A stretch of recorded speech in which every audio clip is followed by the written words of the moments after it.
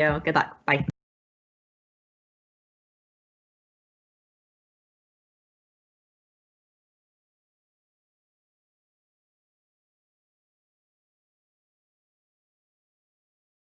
All right. Welcome for those of you that have joined us already.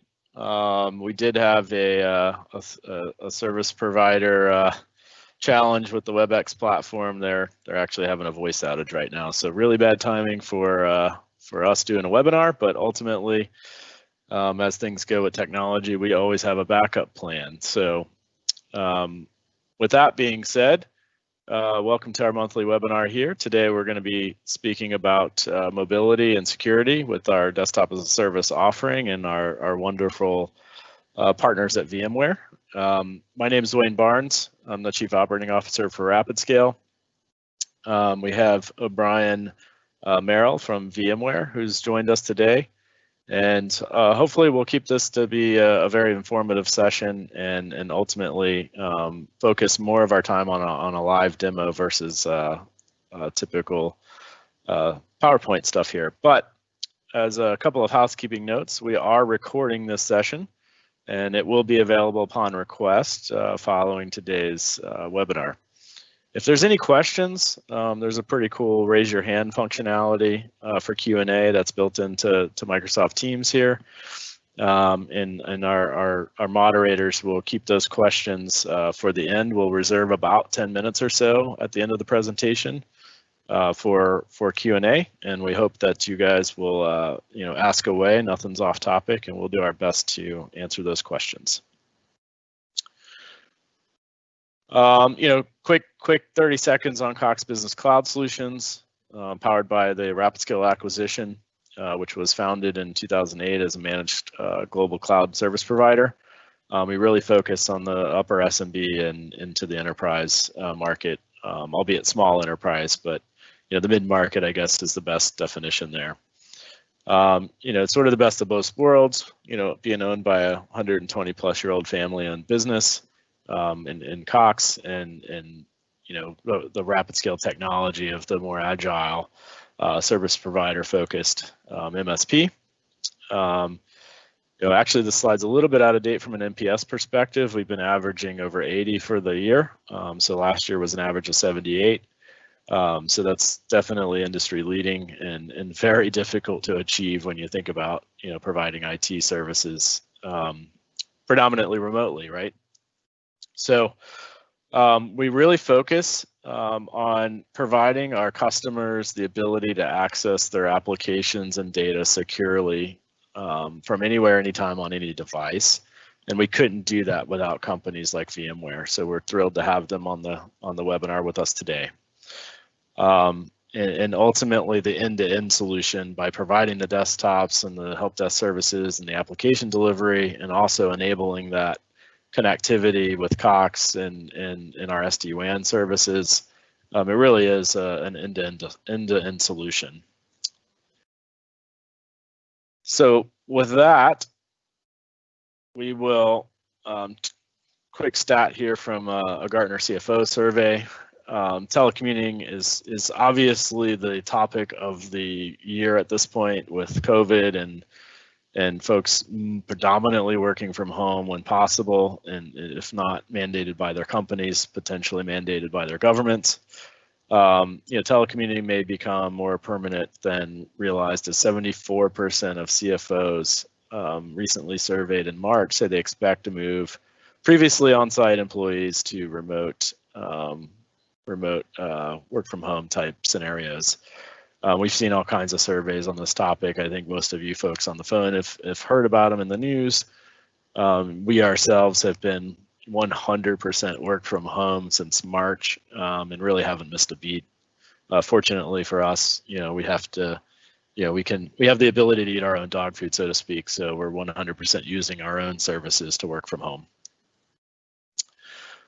So why desktop as a service?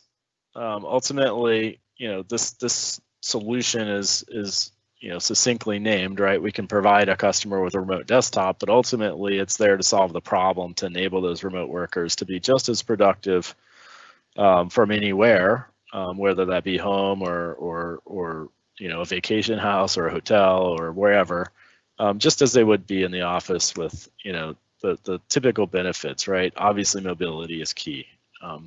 Effectively, this can work very easily over an LTE connection and any type of broadband connection. Wrapping security around the entire solution is key. Remotely isn't all that useful if it can't be done securely. So we have a high degree of focus on security. Business continuity. We had a number of customers call us second, third week of March into April that went from 100 users on the platform to thousands of users on the platform, as maybe they only had one department using our service for some specialized application, and then everybody had to work from home, and they knew that it was going to be more secure to deliver this to the rest of their users over our platform than it would be to ask them to take devices home to add company data on it and lose that security aspect. So it really turns into a business continuity effort as well. You always get into the CapEx versus OpEx discussions, but ultimately everything we offer is an OpEx to the business. There's the positives there is you can scale up and down as needed, and all driven from our portal from a provisioning and usage perspective. And then we think, and there's plenty of studies out there, on the millennial and Gen Z type generational demand of, a lot of the younger folks would prefer to work from wherever they are on whatever device they prefer.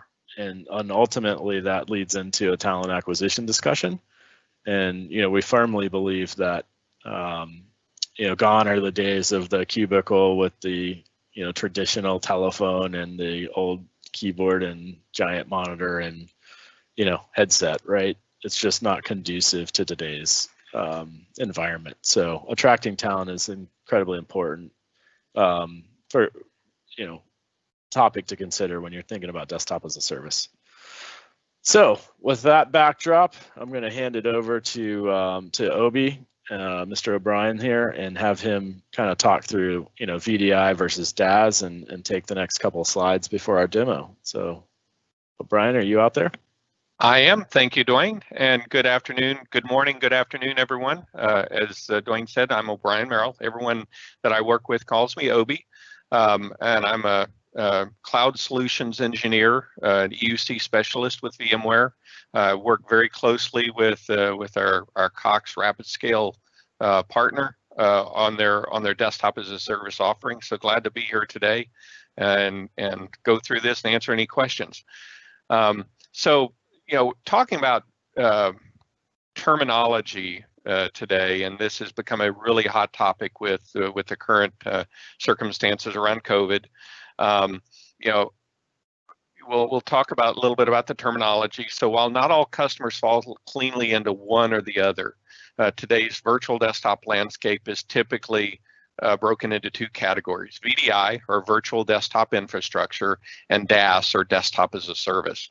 VDI, and these are generalities that it doesn't always hold true across the board, but VDI is typically single tenant, which means one customer, on the hardware, with the customer being responsible, you as the customer being responsible for the infrastructure, the desktop platform, and management of the desktop. Typically, this supports a multi-site environment where you can have the environment connected across multiple data centers, but it always requires a capital purchase or a lease by you, the end customer. And it's typically done in either the customer's data center or in a co-location facility where the customer is renting the hardware and simply getting connectivity and power from a provider, but the customer manages the entire environment.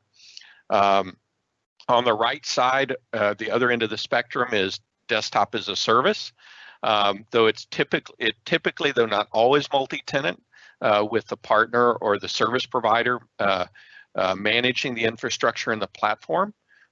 It doesn't always support multi-site natively, although it can with additional design and processes built in, but it provides an OpEx and consumption model for infrastructure and licensing. So the customer can buy this on an as-needed, pay-as-you-go model. Desktops are typically customer managed, but with an opportunity for the service provider to provide up to a fully managed desktop solution if the service provider desires and if the customer is looking for that. In between the two, there's an opportunity, the first opportunity where our partners, such as RapidScale, can provide what I call virtual desktop infrastructure as a service. Here, the cloud provider provides and manages the infrastructure, so they're managing and providing the hardware and the platform running on top of it, which is almost always dedicated to each customer, although it can be multi-tenant on shared hardware. But it replaces the capital expense of to the customer with infrastructure as a service. So again, the customer rents the infrastructure and the platform that it's on. But then the customer manages everything above that. So that's VDI versus DaaS today. Next slide, please. So the most obvious use cases, for desktop today, we talk about Horizon, which is VMware's product suite for providing both VDI and desktop as a service.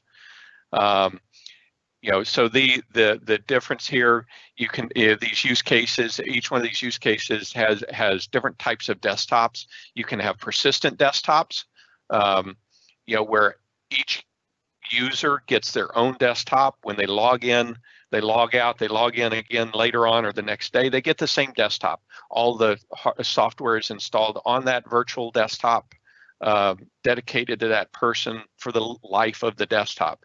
This is essentially virtualizing, the equivalent of virtualizing your physical desktop or laptop today. A non-persistent desktop is a shared pool of resources. It can bring a lot of infrastructure cost savings, reusable storage infrastructure. Its most commonly seen use case is task workers, such as your standard office worker or call centers, where you, particularly shift workers, where you have 3 shifts of 8 hours each. You don't need, if you have 1,200 call center workers split across 3 shifts, you don't need 1,200 desktops. You may need 400 or 500 desktops, so there's an overlap between the shifts. But these non-persistent desktops, when the user logs on, they log on to it, they get the same desktop that somebody else may have had before, but their user profile is managed and brought along with making their user data available to whatever desktop they log on to. When they log off, the desktop VM goes away and is recreated for the next user when they log on. The hosted desktop is where service providers such as RapidScale come into play today. A hosted desktop is hosted, instead of it being within a customer's data center, it is hosted by a cloud service provider. This allows the reduced cost for these desktops. A specific type of hosted desktop would be one in which, instead of it being a single VM for a single desktop, you can have what's called a remote desktop services host, which is a large server VM, still a virtual machine, but instead of providing one VM, one virtual machine for one user, you're sharing the resources of that virtual machine, that much larger virtual machine, across multiple users. And you can provide both hosted desktops in this way, as well as hosted applications or application sessions from this same larger VM that has more resources assigned to it. But then you're sharing that single virtual machine across for both applications and desktops. And finally, the just-in-time desktop. The idea of this is a desktop, we use a term or use a technology called an instant clone, where there is a template that's running in memory on the physical server.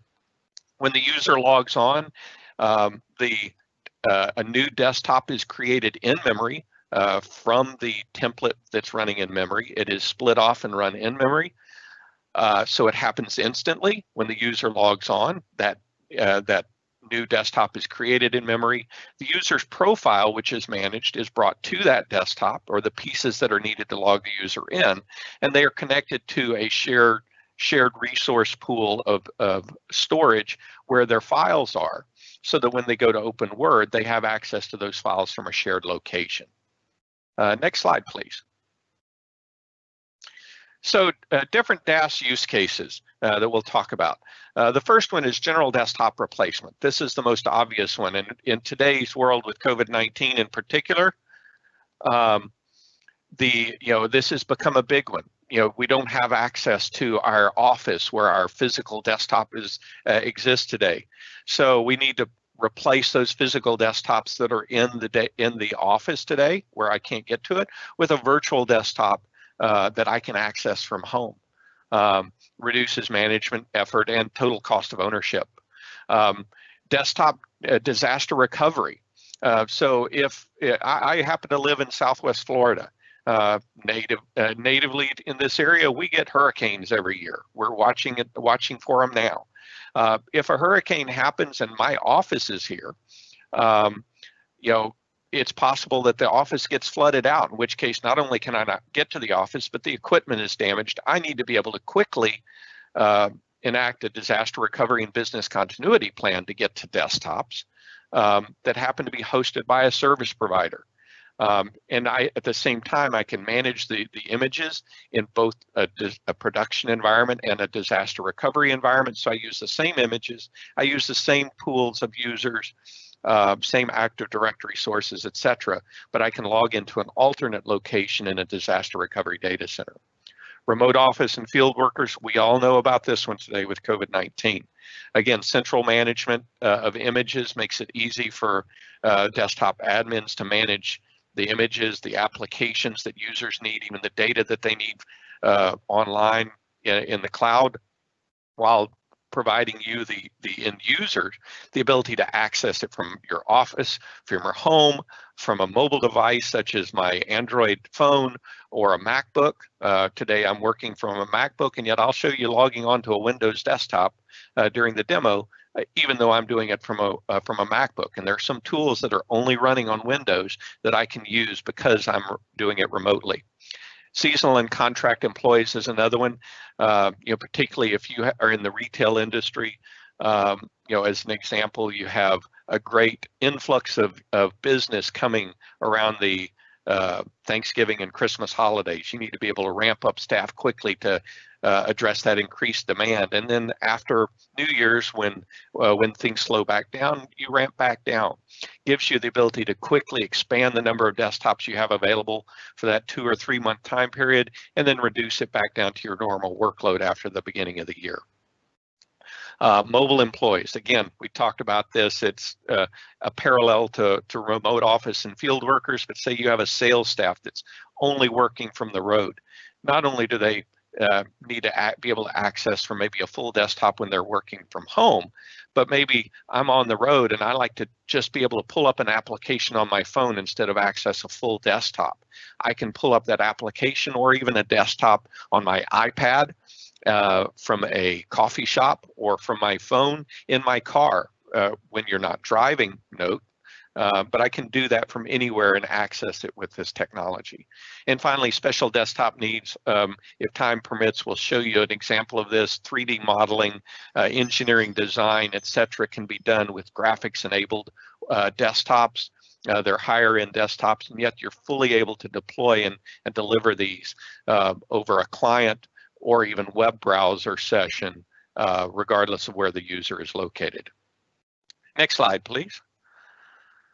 Oh, and so with that, we will switch over to the demo. Let me switch over and share here.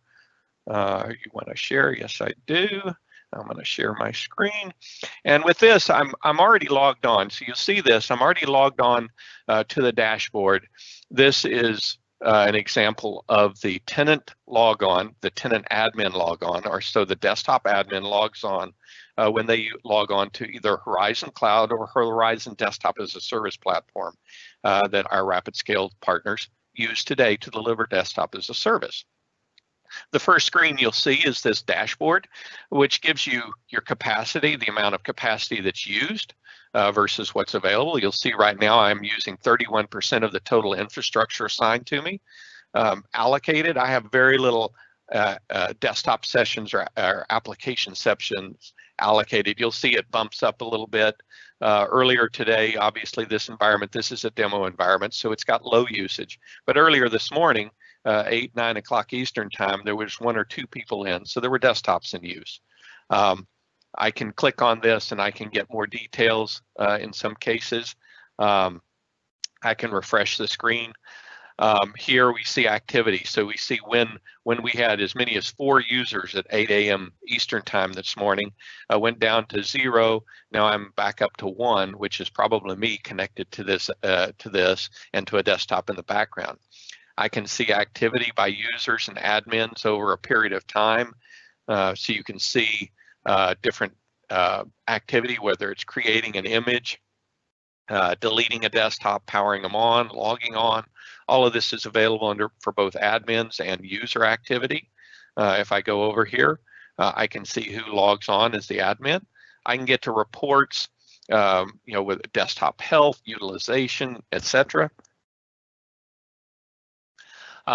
With assignments here real quickly, I can see that I have application assignments, I have session-based desktops, and I have floating desktops.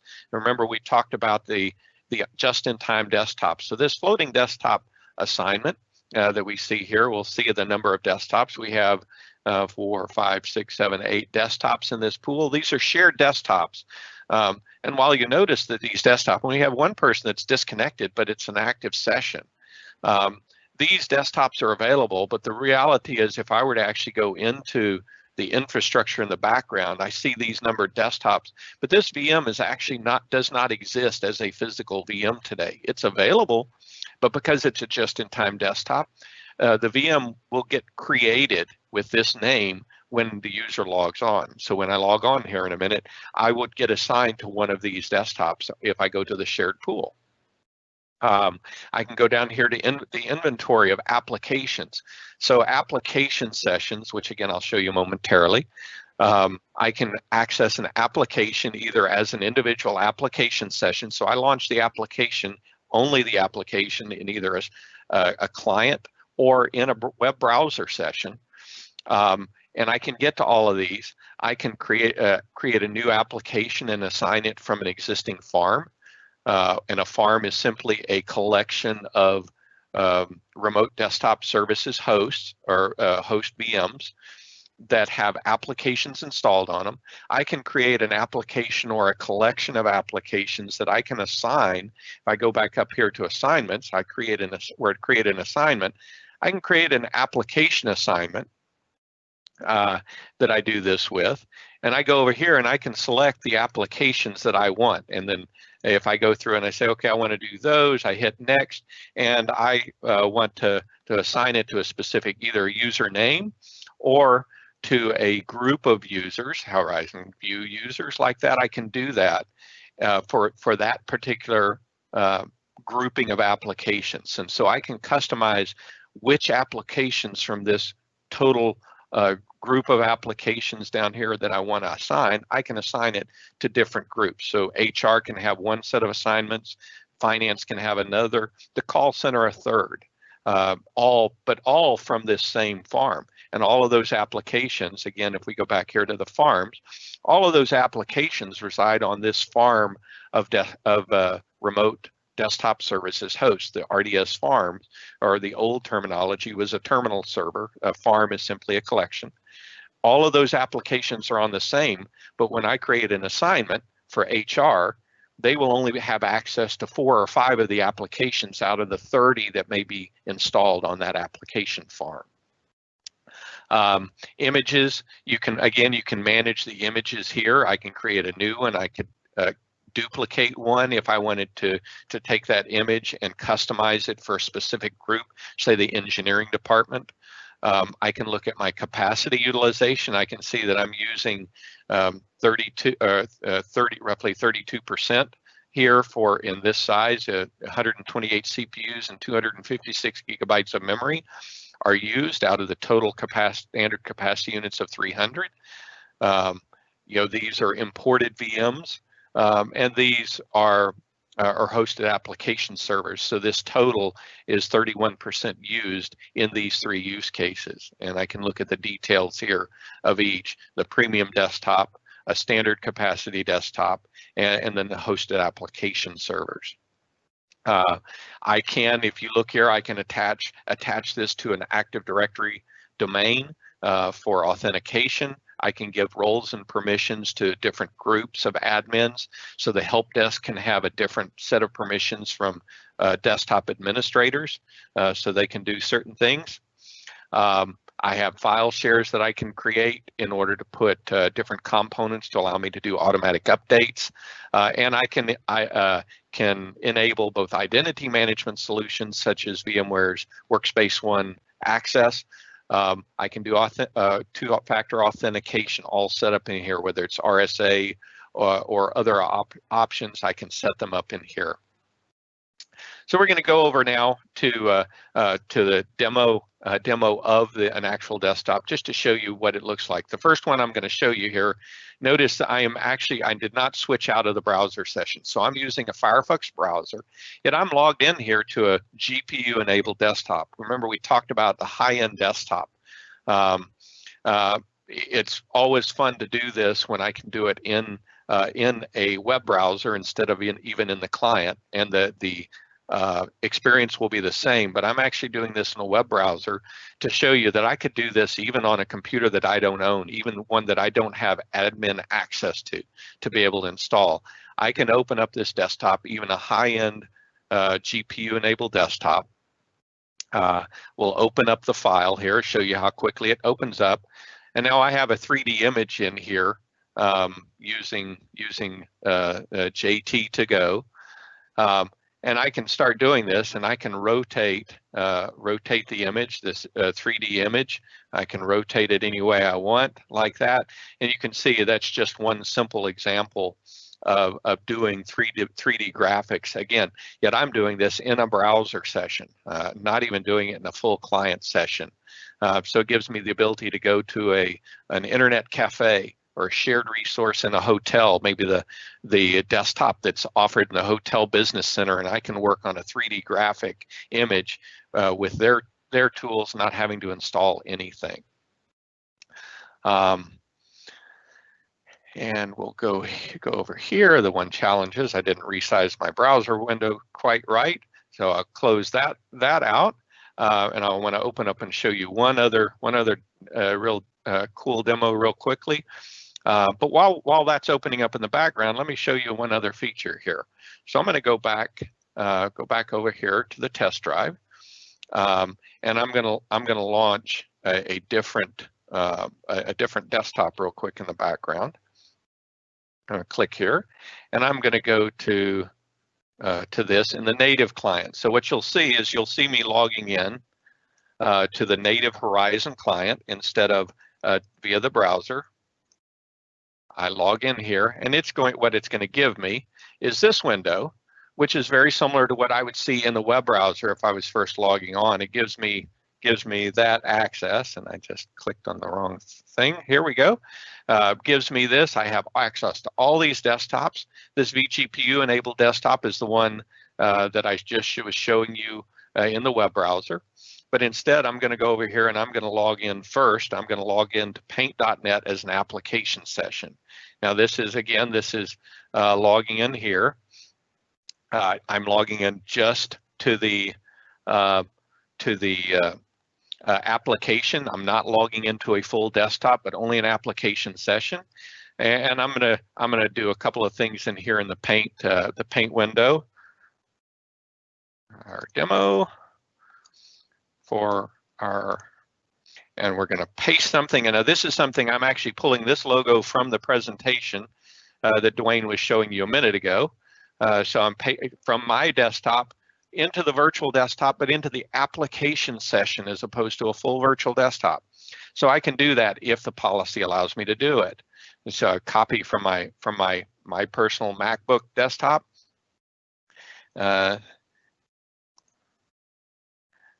Oops, and something happened. Obviously, it didn't like I have the wrong coloring here, but that's okay.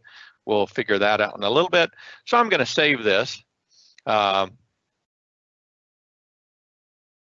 1, and I'm going to save it there, and I'm going to close this application session out. Now I'm going to go do something a little different here as part of this. I'm going to now open up a desktop session instead, and you'll notice that this is going to open in the full desktop window. You see some of the things opening up. It says, my profile. I talked about my profile. Now it's actually preparing Windows. This is on one of those Windows 10 just-in-time desktops. So it's creating the desktop. It's pulling in my profile data, and it's opening up access to my file share that's on the file server. So I now have access to this. Now you see a cool desktop background. And one of the things you'll see here is paint.net. Remember, I just demoed paint.net as an application session. So now let's open up paint.net in the desktop. So this is now a full virtual desktop.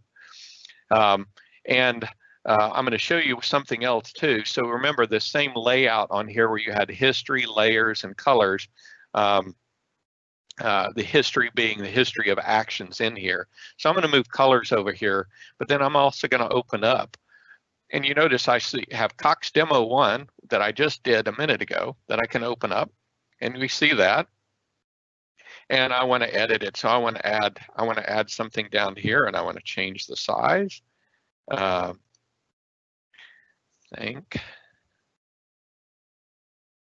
I cannot spell. You for joining us today. And I'm going to save that. I'll still save that as the same. And you notice you see this happens here in colors, etc. I moved colors over here where before when I logged in, and when I logged in as the app session, it was over here. I'm going to move this over here. Now that's a setting within the application itself. I did that. I closed that back down. Now if I go back over here to the client, I bring up the client, and I open up paint.net, and this is one of the cool features of managing the user profile on shared desktops, because now you notice when I open the application session back up, you notice this colors menu is over on the right side, right where I left it on the virtual desktop just a minute ago. So it's the same application. One is opened up on a virtual desktop, the other one as an application session, but the settings are saved. So no matter where I log into it, those settings stay how I last left them the last time I was logged into it. And again, when I look at this, these demo files that I did just a few minutes ago, and one that I did earlier today, just to test, is here available to me. And that was one that I worked on a few minutes, worked on a couple of hours ago, all set in here, accessible no matter where I'm accessing it from, whether it's an app session or a desktop. Now, last thing I want to do, I want to switch back over here and show you this this cool little demo and show you just how good 3D enabled desktop works no matter where you're doing it from. Again, I'm doing this in a browser window, so I'm not doing it from that client. And yet what I'm looking at here, you may recognize this if you recognize the Philadelphia skyline. This is an ArcGIS 3D rendering or 3D image of the skyline of Philadelphia, and I can move it over here. And as I move it, you see the buildings fill out. It changes as I move it. I'm going to click on this right here, and I'll show you what it is. Some of you may recognize it if you're familiar with Philadelphia. This is where the Liberty Bell resides. I can take this, I can move it around.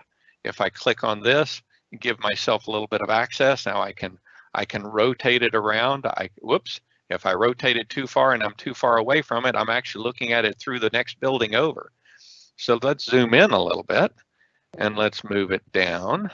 Now I'm looking at it from ground level. I'm looking at a 3D rendering of the building where the Liberty Bell is. All again from a 3D image. Now I'm looking at it, I've rotated around, so now I'm looking at the back of that same building all done live, where I can look at it. I can look at the top of it and rotate it around. Again, all in a browser window, and you're looking at it on top of that through Microsoft Teams as a demo. So with that, I'm gonna pause and see if we have any questions that have come in through any of the chat or anything. We do, but we're going to do some live Q&A at the end. So if we want to just switch back to the last few slides, we can do that. Okay, that sounds good. Dwayne, in that case, take it away. All right.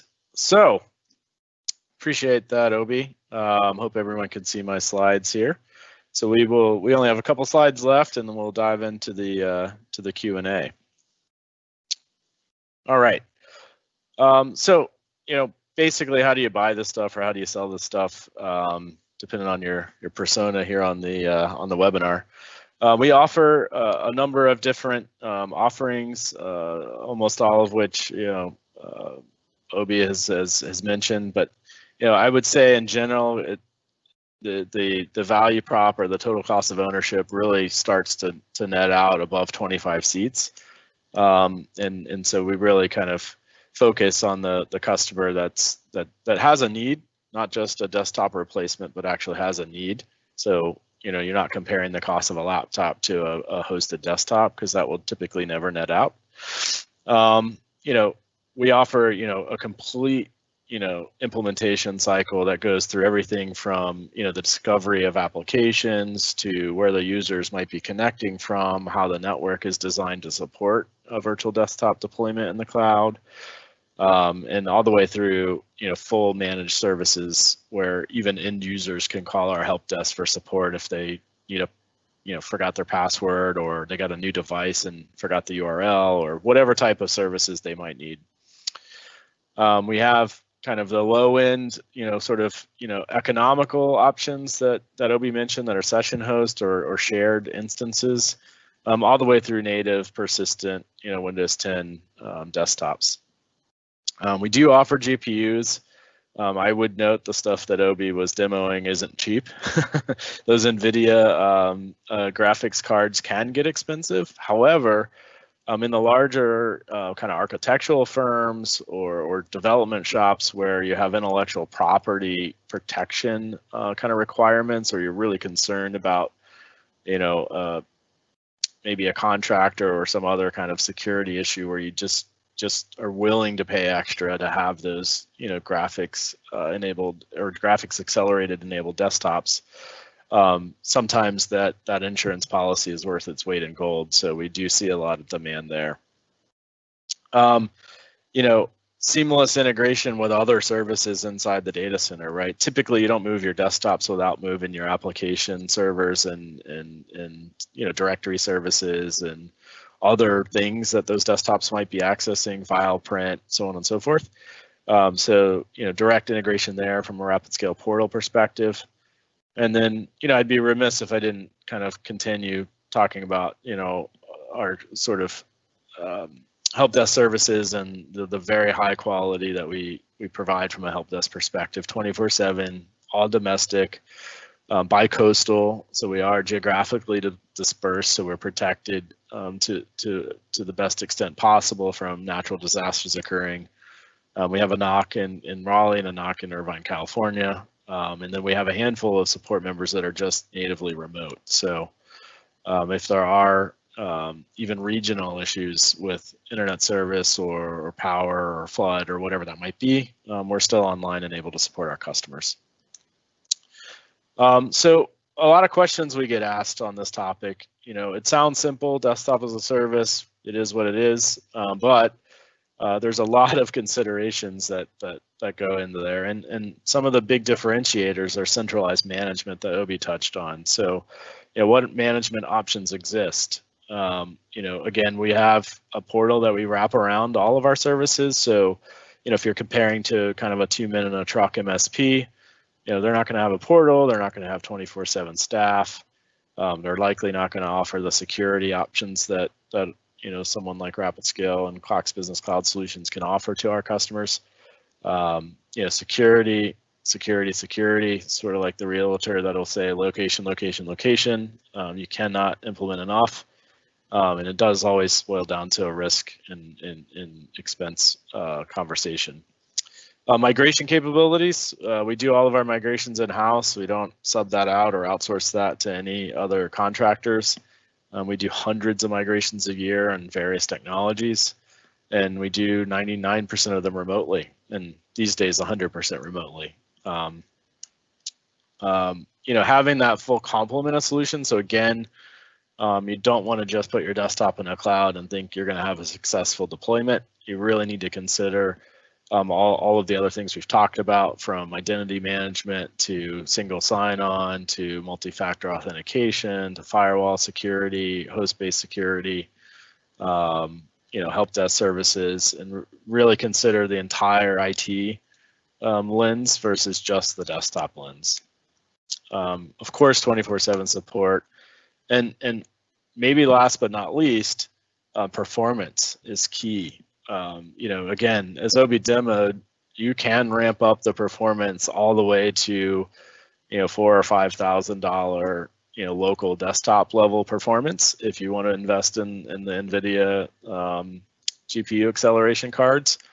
And you really need to understand sort of the persona of your end users that might be adopting this service and what their performance characteristics might be. Otherwise, you risk kind of a botched deployment, and to no fault of anyone's, but the end user perception is the reality that we all face, whether we're IT leaders or salesperson selling to those IT leaders, or end users complaining to those IT leaders.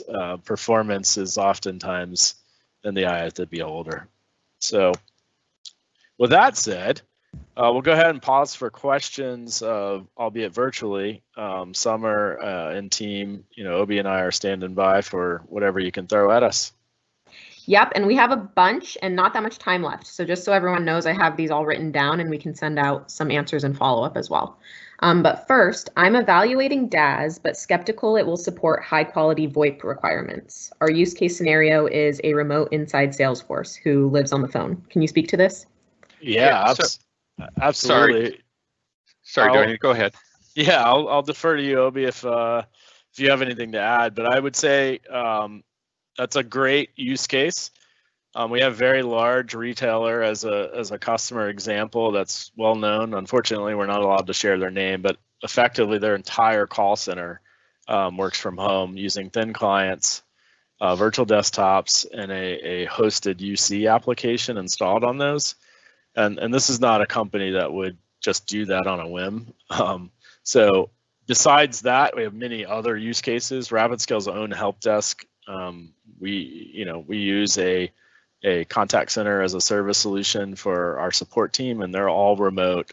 Not only, even if we weren't remote, we use virtual desktops when we were in the office for that team, and they have their UC app installed. So that's not an issue. I would say the overwhelming majority of the UC players out there are using BroadSoft. Cox Business offers a BroadSoft-based solution for UC. The rest of us that aren't in support at RapidScale use the Cox Business UC service as a customer would. We're not on the corporate network. We use it as a customer and use it flawlessly. So, Obi, if you have anything to add, feel free to chime in on that one. Yeah, no, you covered it real well. I will tell you, we have a lot of customers across all of our partners who it is a huge use case. And even we at VMware use our, as Dwayne said, we eat our own dog food. We use this. We're a totally remote workforce now. Prior to COVID, we were probably 80% in the office. We are now 100% remote, and even after COVID goes away, we'll probably remain about 60% remote, if not more. We use our desktops to route our calls today, where they are using voice over IP. So it is a very well used technology. It works well and works with many of the major voice over IP provider solutions. And call centers are one of the biggest use cases as far as sheer volume of virtual desktops that are available, because they're so flexible, they're so easy to maintain and control, they're easy to share, very economical, and partners like RapidScale do an excellent job of integrating the virtual desktop with the voice over IP solutions. Awesome. What else do you have for us there, Summer? Yep, and I know we're hitting time, but we'll ask a couple more for those who can stay on with us. Are endpoints provided, or would we have to purchase thin clients? Do we have to phase out our current hardware to use DaaS? Very, very, very good question. Almost like somebody planted this one. I like it. So the question, I guess the short answer is we can accommodate whatever scenario you throw at us. We offer thin client rental, so we can provide them on a recurring basis bundled with the virtual desktops. We can also just sell them to the customer if that's their preference. And the answer to do you have to upgrade or not, the short answer is it depends. I would say if it's a device that's within 5 years old, likely no. Believe it or not, we've had customers come to us with thin clients that were made in the 90s, and unfortunately for them, our recommendation was a very strong yes, you need to upgrade. Typically, you can get 7 to 10 years of life out of a modern thin client. So, if you're within that range, basically just give us the make and model numbers. We can go do quick hardware compatibility matrix and see if the firmware can be upgraded or not. And if it can, we'll walk the customer through the firmware upgrade process or do it for them. And if it can't, we'll make a recommendation on a hardware endpoint. Awesome. Can you use Office 365 with DaaS, and is licensing included? Absolutely. We can bundle it, and we highly recommend it. Again, we're all on Office 365 ourselves, and it works quite seamlessly in the virtual desktop experience. And again, we can even set up single sign-on. So when you sign on to the desktop, it automatically logs you into your Office 365 profiles, and you're up and running, within seconds. Great. Hello from Ecuador. Do you provide the service all around the world or just inside the US? Hey, that's a very good question. I would say Northern Hemisphere is our sweet spot. That doesn't mean we can't go south of the equator there, but we are in the United States in 4 locations, kind of spread out geographically. We're in Central Europe, in the Netherlands, and we're also in Southeast Asia in Equinix, Hong Kong there. We're always looking for expansion opportunities though, so keep us in mind if you have a need. And what is the SLA guarantee for uptime? That's a great question. I believe it's 3 nines as a standard. We do have enhanced offerings where we can build in geographic redundancy, which would give customers a higher availability. But natively speaking, in a single data center, it's really difficult unless your SLA is really just meant for marketing and not a real SLA to give more than 3 nines. But as Obi sort of alluded to in his presentation, we can deploy this geographically disperse for customers and use global load balancers to provide a higher SLA. All right, and just a couple more before we wrap up. Are AV services included, or are we responsible for endpoint protection? Yeah, we bundle those in as kind of not even a courtesy, but we really don't want to deploy virtual desktops without antivirus solutions. That is the kryptonite to virtual desktop deployments is CryptoLocker and a lot of the spyware, malware, and viruses in general.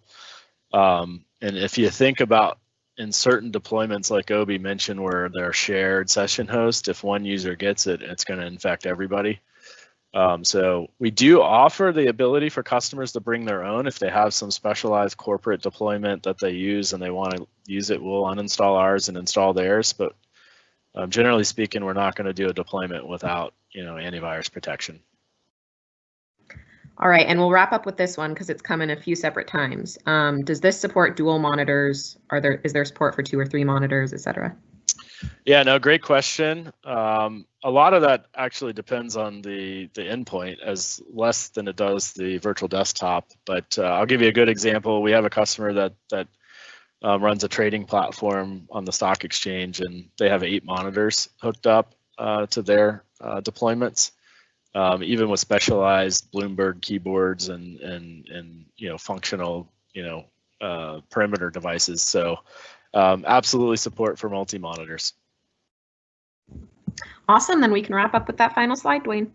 Yeah, and the one thing I'll add, the platform itself currently supports up to 4 monitors per virtual desktop. Again, as Dwayne said, depending on the endpoint.